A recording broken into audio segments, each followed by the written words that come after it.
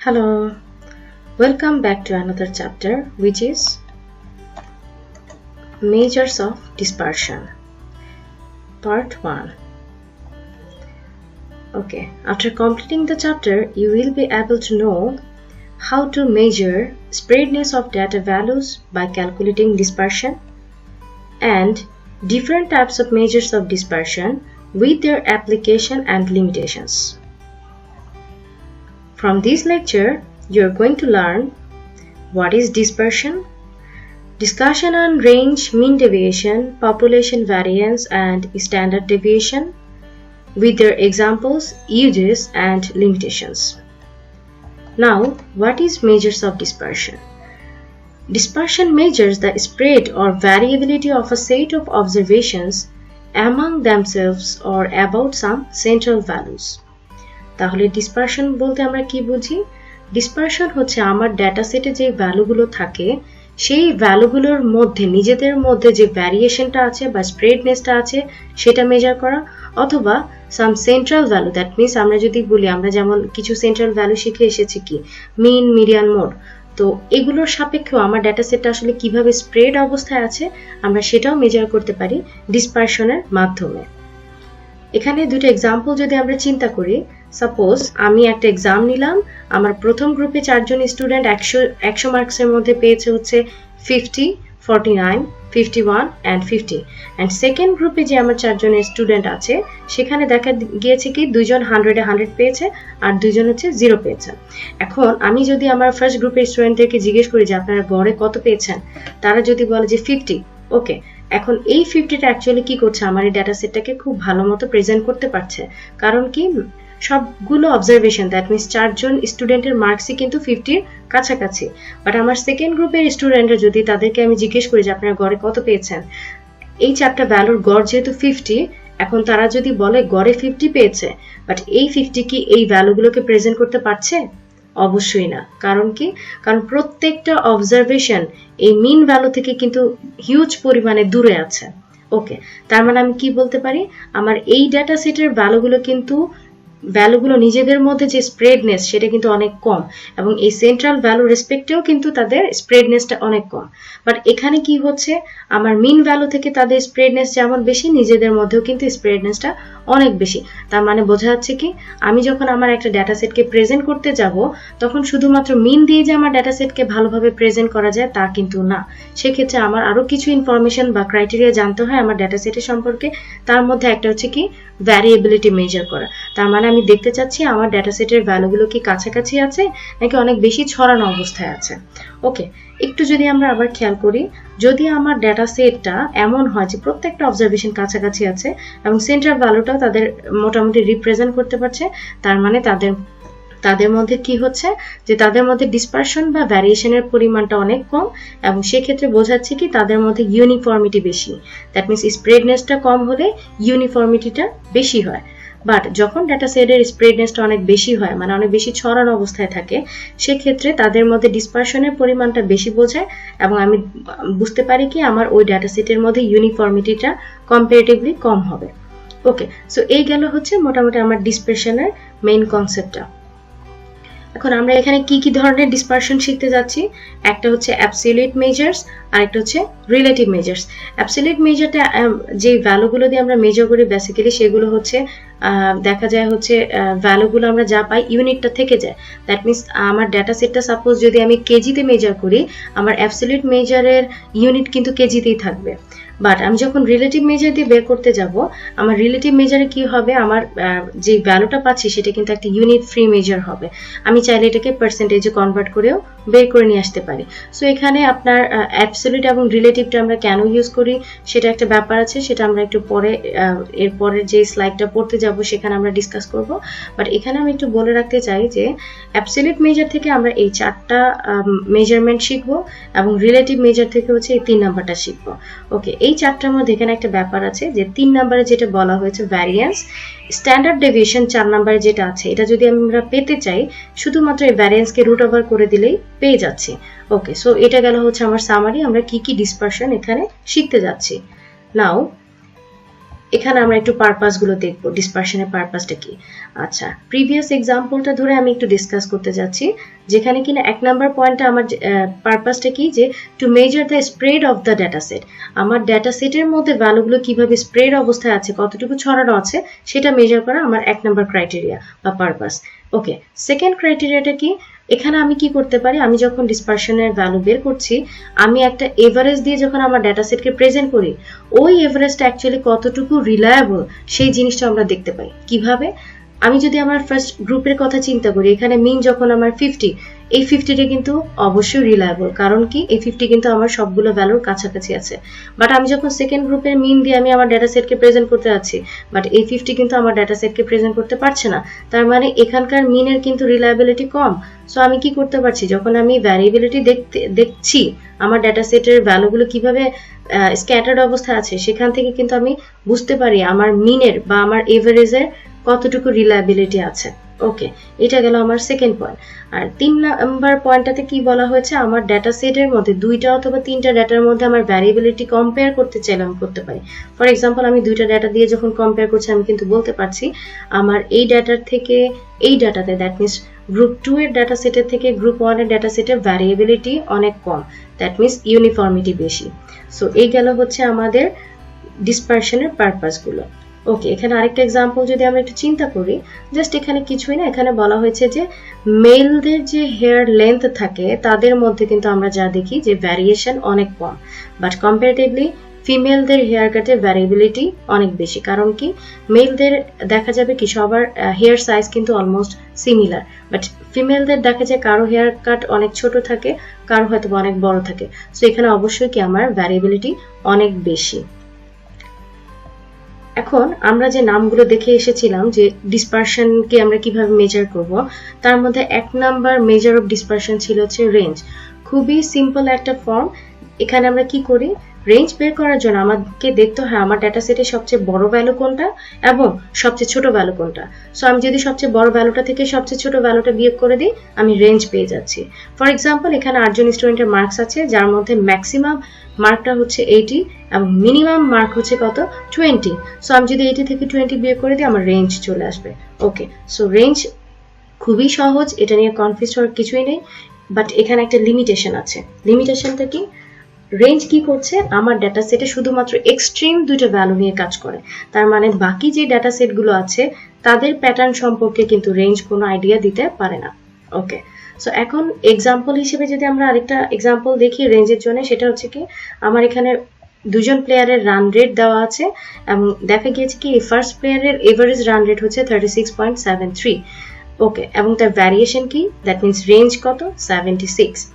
But আমি যদি second প্লেয়ারের কথা চিন্তা করি, তার এভারেজ রান রেট কিন্তু কত, 43.4, বাট ভ্যারিয়েশন কত, 370। আচ্ছা, এখন আমরা যদি 2 জন প্লেয়ারকে কম্পেয়ার করতে চাই, আমি কিন্তু অবশ্যই বলতে পারবো কি, যখন আমার এই ফার্স্ট প্লেয়ার খেলতে নামবে, সে মিনিমাম একটা রান করে আউট হতে পারে, সেটা আমরা কিন্তু গেস করতে পারি। বাট এর ক্ষেত্রে সেকেন্ড প্লেয়ারের ক্ষেত্রে কিন্তু আমরা মানে শিওর থাকবো না যে আসলে সে রান করতে পারবে কিনা, কারণ কি তার কিন্তু 0 স্কোর অনেক বেশি আছে। সো আমরা কিন্তু টোটালি আনসার্টেন থাকবো অ্যাকচুয়ালি যে সে কি ভালো রান করবে কিনা। সো দেখা যাচ্ছে কি তার এভারেজ রান রেট বেশি হওয়া সত্ত্বেও তার ভ্যারিয়েশন যেহেতু অনেক বেশি, তাকে কিন্তু আমরা প্রেডিক্ট করতে পারছি না। বাট ফার্স্ট প্লেয়ারের ক্ষেত্রে কি, তার এভারেজ রানটা কম হওয়া সত্ত্বেও যেহেতু তার ভ্যারিয়েশন বা ভ্যারিয়েবিলিটি অনেক কম, আমরা কিন্তু মোটামুটি এক্সপেক্ট করতে পারি যে সে মোটামুটি একটা রান স্কোর করে দেন আউট হবে। ওকে, সো এটা গেল আমার রেঞ্জের একটা এক্সাম্পল। নাও মিন ডেভিয়েশনটা কি, মিন ডেভিয়েশন হচ্ছে average of the absolute values of the deviations from the average of the data।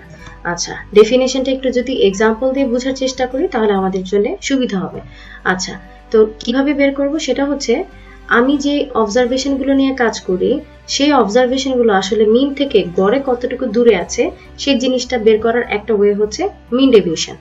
এখন কিভাবে বের করব, সেটা হচ্ছে আমি প্রত্যেকটা অবজারভেশন থেকে মিনকে বিয়োগ করব, বিয়োগ করার পরে যে ডিফারেন্সগুলো পাবো, সেই ডিফারেন্সগুলো যতগুলো ডিফারেন্স পাচ্ছি, সাপোজ এখানে আমি 4টা অবজারভেশনের জন্য 4টা ডিফারেন্স পাবো, সেই 4টা ডিফারেন্সকে যখন আমি যোগ করে 4 দিয়ে ভাগ করব, আমি কিন্তু মিন ডেভিয়েশন পেয়ে যাচ্ছি।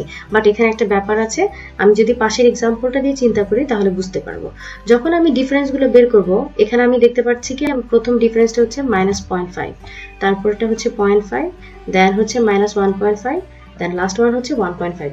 এই ডিফারেন্সগুলো যোগ করলে কিন্তু অ্যাকচুয়ালি 0 হয়ে যাচ্ছে। তো আমরা কি করতে পারি, এখানে একটা থিওরেমি আছে কি মিন ভ্যালু থেকে প্রত্যেকটা অবজারভেশনকে বিয়োগ করলে বিয়োগফলগুলোর যোগফল হচ্ছে 0।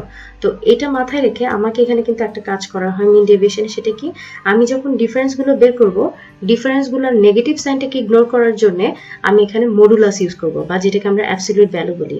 তো মডুলাস ইউজ করলে কি হবে, আমি অ্যাকচুয়াল ডিস্টেন্সটা পাবো এবং অ্যাকচুয়াল ডিস্টেন্সগুলোকে যখন আমি যোগ করে টোটাল সংখ্যা দিয়ে ভাগ করব তখনই কিন্তু আমি মিন ডেভিয়েশনটা পেয়ে যাচ্ছি। ওকে, সো এখানে যদি আমি ফর্মুলাটা চিন্তা করি কি হবে, summation i from 1 up to n xi minus x bar, এবং অবশ্যই মডুলাস আকারে নিতে হবে এবং টোটাল যতগুলো অবজারভেশনের জন্য আমি এই ডিফারেন্সগুলো নিচ্ছি সেটা দিয়ে ভাগ। তাহলে এখানে যদি সাপোজ আমি বলি x1 হচ্ছে আমার প্রথম অবজারভেশন থেকে আমি মিন বিয়োগ করলাম, মডুলাস আকারে নিলাম, প্লাস সেকেন্ড অবজারভেশন থেকে মিন বিয়োগ করে মডুলাস আকারে নিলাম, এভাবে প্রত্যেকটা অবজারভেশনের জন্য বের করে টোটাল সংখ্যা দিয়ে ভাগ করে দিলে কিন্তু মিন ডেভিয়েশনটা চলে আসছে। আমি আবারও বলছি, মিন ডেভিয়েশনের কাজ কি, গড়ে আমার অবজারভেশনগুলো মিন থেকে কতটুকু দূরে আছে।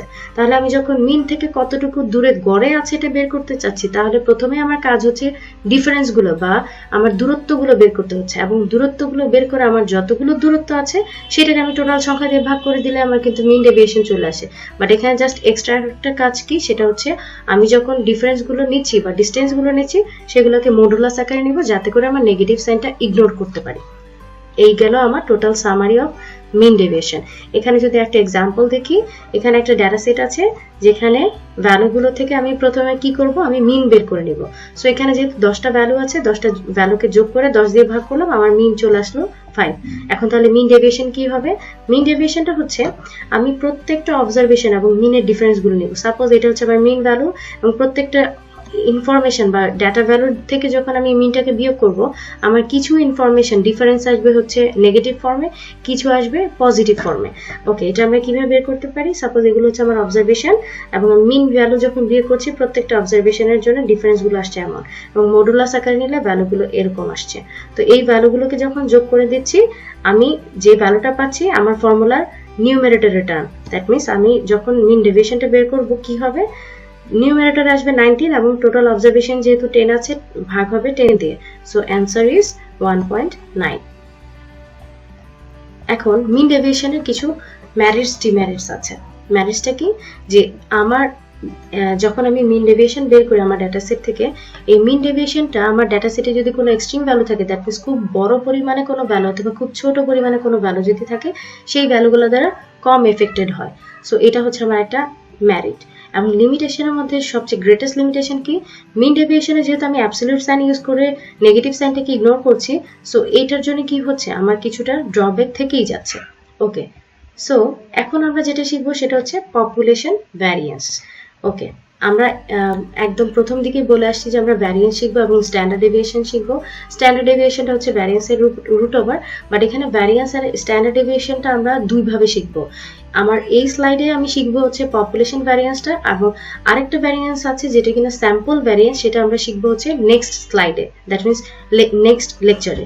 তো এখানে পপুলেশন ভ্যারিয়েন্সটা আমরা কিভাবে বের করি, খুবই সহজভাবে মনে রাখার জন্য আমি যদি বলি, আমার মিন ডেভিয়েশনে আমি যেখানে মডুলাস ইউজ করি, এখানে আমি কি করব, মডুলাস ইউজ না করে স্কোয়ার টার্মে ডিফারেন্সগুলোকে নেব। তার মানে ভ্যারিয়েন্সের ফর্মুলাটা কি দাঁড়াচ্ছে, আমি প্রত্যেকটা অবজারভেশন থেকে মিন ভ্যালু যখন আমি বিয়োগ করছি, বিয়োগফলটাকে আমি স্কোয়ার টার্মে নিব, স্কোয়ার টার্মে সবগুলোকে এইভাবে যোগফল নিয়ে টোটাল সংখ্যা দিয়ে ভাগ করে দিচ্ছি, তাহলে আমি ভ্যারিয়েন্সটা পেয়ে যাচ্ছি। বাট এখানে একটা কনফিউশন থাকতে পারে, যেটা হচ্ছে কি, আমি এখানে কিন্তু মিনের জায়গায় মিউ ইউজ করেছি। কেন মিউ ইউজ করেছি, মিউ দ্বারা আমরা আসলে পপুলেশন মিনকে রিপ্রেজেন্ট করি।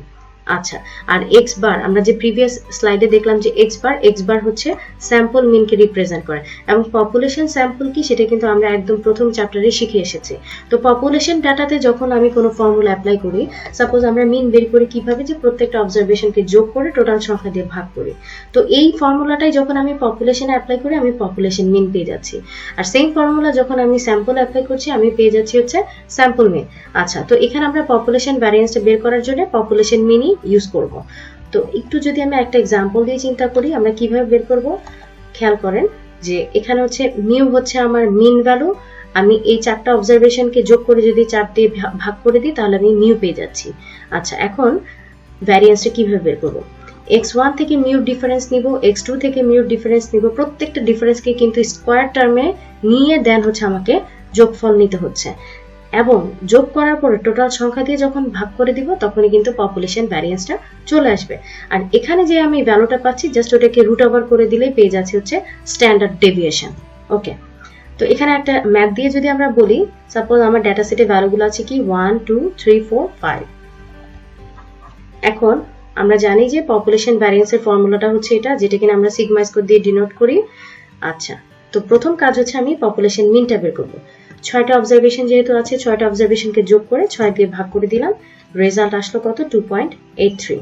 এখন ভ্যারিয়েন্সটা কি হবে, প্রথম অবজারভেশন যেহেতু 1 minus 2.83 whole square plus 2 minus 2.3 whole square, এভাবে প্রত্যেকটা অবজারভেশন, দ্যাট মিনস 6টা অবজারভেশনের জন্য ডিফারেন্সগুলো হোল স্কোয়ার টার্মে নিয়ে যোগফল বের করে 6 দিয়ে ভাগ করে দিলে কিন্তু আমার পপুলেশন ভ্যারিয়েন্সটা চলে আসছে, যেটা আসছে কত 1.81।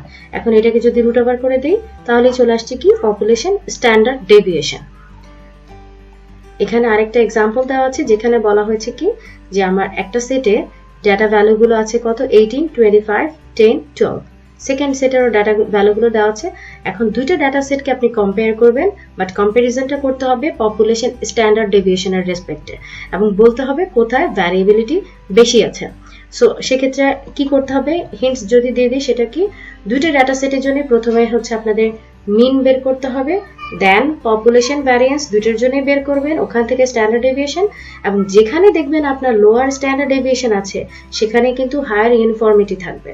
ওকে, সো আমি আশা করছি সবাই ম্যাথটা একটু প্র্যাকটিস করবেন, এবং তারপরে যদি না বুঝেন, যদি প্রবলেম ফেস করেন, তাহলে সেক্ষেত্রে অবশ্যই কিন্তু আমাকে জানাবেন। ওকে, সো এটা নিয়ে আমরা ক্লাসে ডিসকাস করবো। তো থ্যাংক ইউ সবাইকে, ভালো থাকবেন।